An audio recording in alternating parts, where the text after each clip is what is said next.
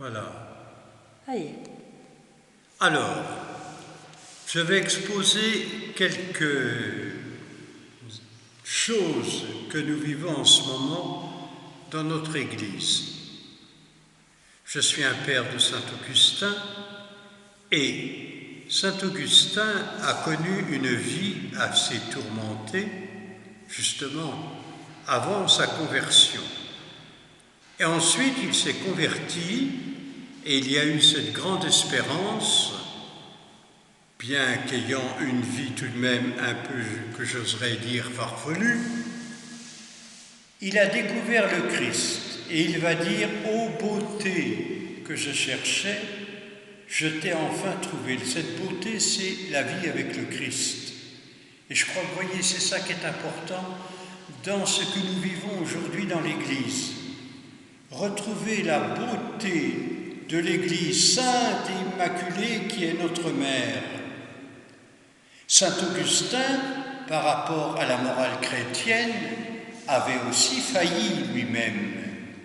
Mais, grâce aux larmes de sa maman, Sainte Monique, il s'est converti et c'est devenu un grand saint.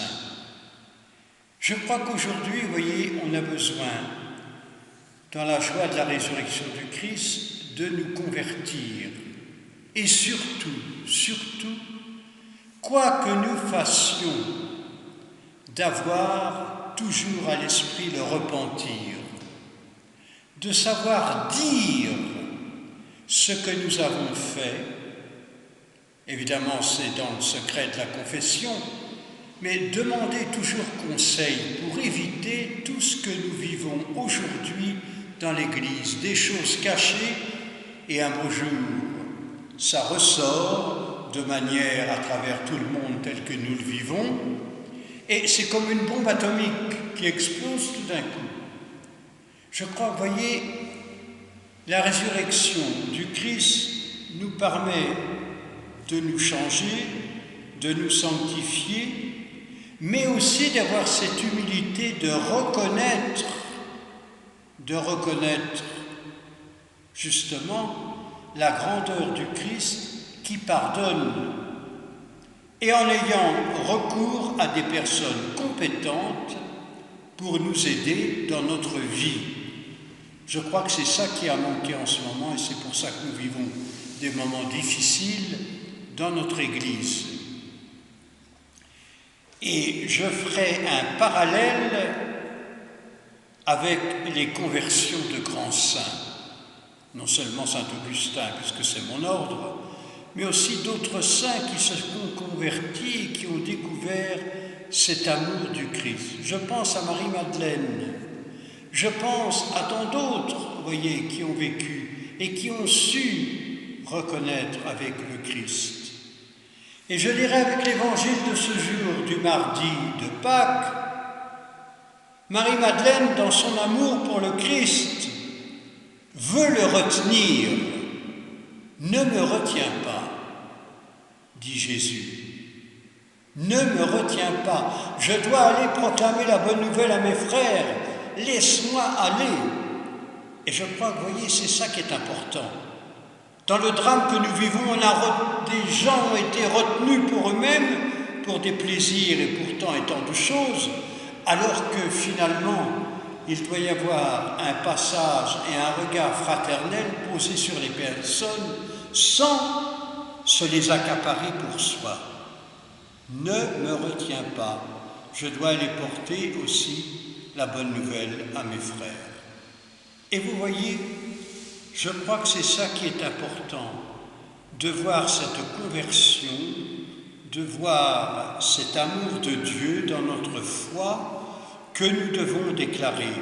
Et surtout, je reviens dessus, savoir si l'on fait, peu importe ce que l'on fasse, mais savoir s'ouvrir à quelqu'un, un père spirituel, savoir s'ouvrir à quelqu'un de sûr, et même dans les événements que nous vivons, il y a des psychiatres, il y a des psychologues, il y a des thérapeutes, il y a tant de personnes qui peuvent aider.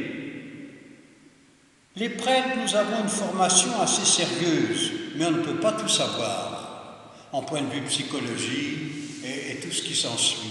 Donc, il faut avoir l'humilité de ne pas retenir ce savoir que nous avons pour nous, en lien avec l'Évangile « Ne me retiens pas » que Jésus dit à Marie-Madeleine, mais de faire appel à des gens qui ont les compétences. C'est ça l'humilité. Vous voyez, c'est ça que je voudrais dire. Et ce qui est important, c'est de voir que malgré nos souffrances, l'Église, qui est notre mère, elle est sainte et immaculée. Ce sont ses fils qui ont failli, mais ce n'est pas l'Église dans son ensemble. Alors évidemment, c'est difficile peut-être à comprendre pour les personnes que l'Église, elle est là depuis plus de 2000 ans. Il y a la puissance du Christ ressuscité en elle et la puissance de l'Esprit Saint. Je crois que c'est ça qui est important. Mais ce sont les personnes qui ont failli, ce n'est pas l'Église. Et je crois que c'est important. Et je dirais aussi, prions pour notre Saint-Père le Pape. Pour notre Saint-Père le Pape, pour qu'il puisse avoir la force de faire les réformes qu'il faut faire aujourd'hui pour l'Église. Ça ne veut pas dire des réformes, c'est pas tout démolir pour enlever tout ce qui existe, pour remettre rien à la place. C'est de voir, selon la volonté de Dieu, qu'est-ce que l'Église doit dire pour aujourd'hui et ce que nous, prêtres, nous devons faire pour aujourd'hui en étant au service du Christ et du peuple de Dieu. Je crois que c'est ça, vous voyez, qui est important. Toujours être à l'écoute. Et c'était aujourd'hui dans la première lecture de ce mardi de la fête de la Pâque du Christ, les apôtres qui disent « Que devons-nous faire ?» et les gens qui disent « Que devons-nous faire devant la crucifixion du Christ et devant la résurrection du Christ ?»